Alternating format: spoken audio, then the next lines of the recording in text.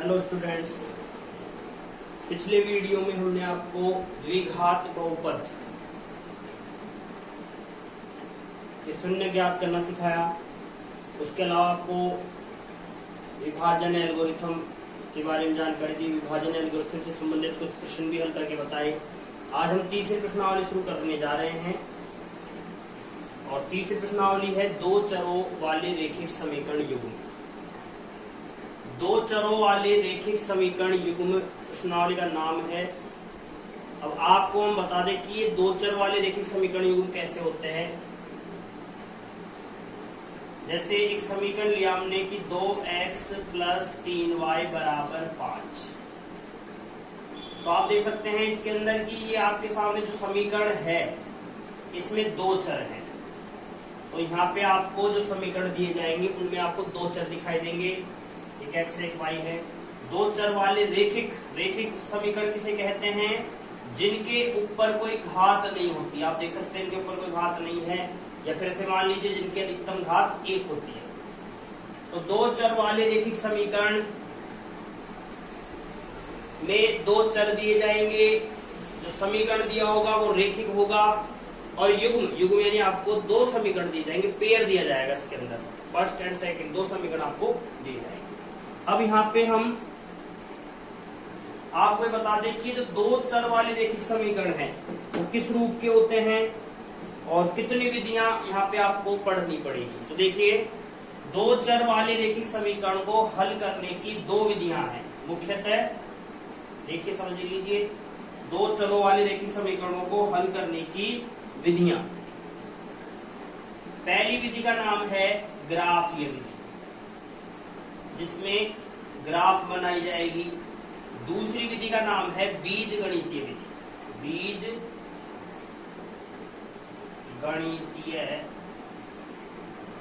विधि दो चरों वाले रैखिक समीकरण युग्म आएंगे, जिनको हल करने की दो विधियां हैं, ग्राफीय विधि और बीजगणितीय विधि।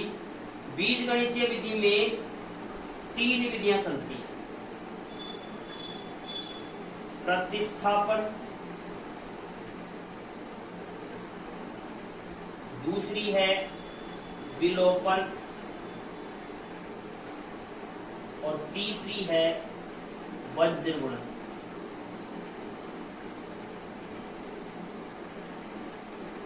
वापस समझिए, दो चर वाले रैखिक समीकरण युग्म। अब दो चर वाले रैखिक समीकरणों में दो चर दिए जाएंगे। समीकरण जो दिया जाएगा वो रैखिक होगा, यानी कि उनकी अधिकतम घात 1 होगी, और युग्म यानी पेयर होगा, यानी आपको दो समीकरण दिए जाएंगे, पेयर दिया जाएगा। अब दो चर वाले रैखिक समीकरणों को हल करने की दो विधियां होती है, एक तो ग्राफीय और एक बीजगणितीय विधि। ग्राफीय विधि जो है, तो ग्राफीय विधि में आपको क्या करना पड़ता है, जो समीकरण आपको दिया जाएगा तो उस समीकरण से आपको सारणी बनानी होती है। दोनों समीकरणों की अलग अलग सारणी बन जाती है, और उस सारणी में जो मान आप प्राप्त करते हैं उन मानों का प्रयोग आप आलेख बनाने के लिए करते हैं और आलेख बना देते हैं। ये तो ग्राफीय विधि होती है। और बीजगणितीय विधियों की बात करें तो बीजगणितीय विधियां यहाँ पे तीन चलती है, एक तो प्रतिस्थापन, दूसरी विलोपन और तीसरी वज्रगुणन। ये तीन विधियां होगी इसके अंदर। तो अब हम पढ़ते हैं सबसे पहले ग्राफीय विधि पढ़ते हैं, जो हमारी प्रश्नावली 3.1 है।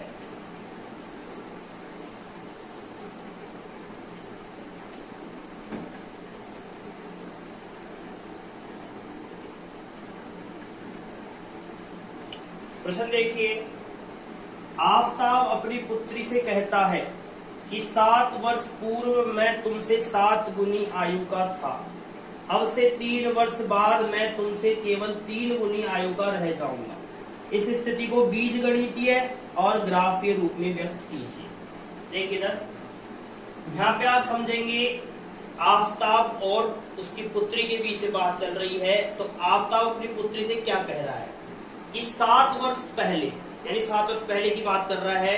7 वर्ष पहले आफताब अपने पुत्री से 7 गुनी आयु का था। तो आप क्या करने वाले हैं, सबसे पहले प्रश्न में आप क्या करेंगे, वर्तमान आयु ज्ञात करो। जब तक आपको वर्तमान आयु पता नहीं है तब तक आप न तो 7 वर्ष पहले की निकाल सकते हैं न 3 वर्ष बाद की निकाल सकते हैं। तो किस तरीके से करेंगे ध्यान दीजिए। माना आफताब की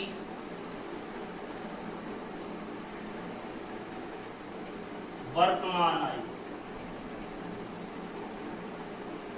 माना आफताब की वर्तमान आयु x वर्ष, ये आफताब की वर्तमान आयु हो गई है, तथा उसकी पुत्री की वर्तमान आयु y वर्ष। आफताब की वर्तमान आयु x वर्ष है और उसकी पुत्री की वर्तमान आयु y वर्ष है। अब पहली शर्त में 7 वर्ष पूर्व की बात की गई है, तो आप लिखेंगे 7 वर्ष पूर्व आफताब की आयु।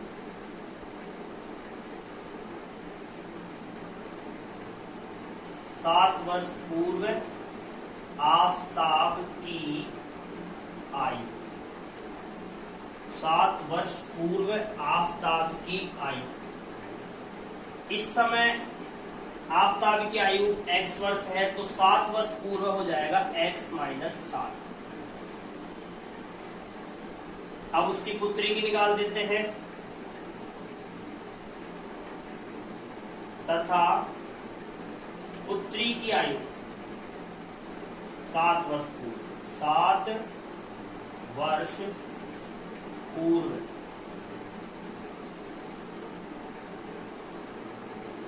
7 वर्ष पूर्व उसकी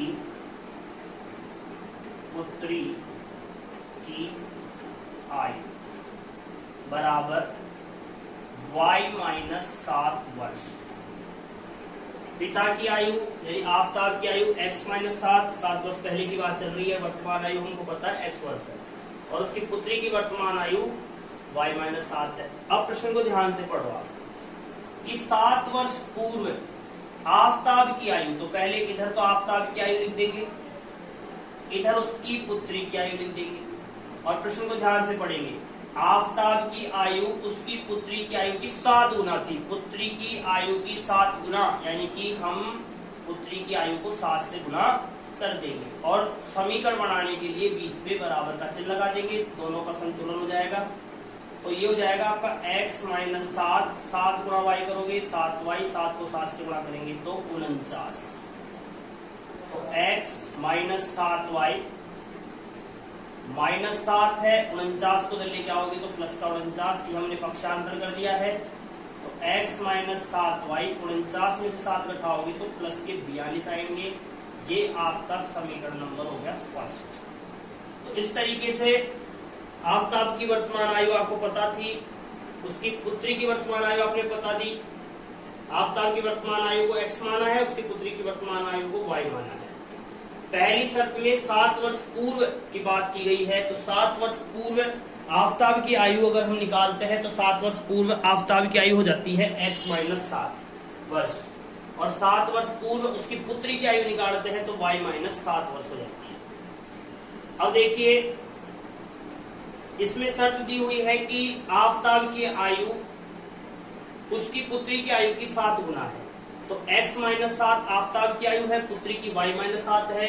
अब आफताब की आयु पुत्री की आयु की 7 गुना है तो 7 से हमने गुणा कर दिया है, तो x - 7, 7 को y से गुणा किया 7y, 7 को 7 से गुणा किया 49, तो x - 7y - 7 बराबर 49। ये 0 पक्षांतर कर दिया है, बराबर 0 हो गया। तो x - 7y 49 के 7 घटाओगे 42 आ जाएंगे। ये आपका समीकरण फर्स्ट हो गया। अब सेकंड शर्त देखिए,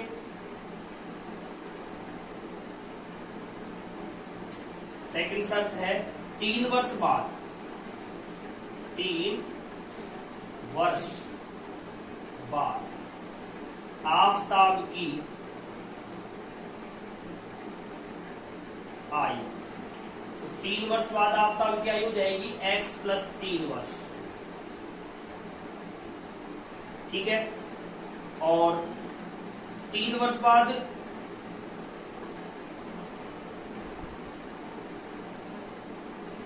उसकी पुत्री की आयु,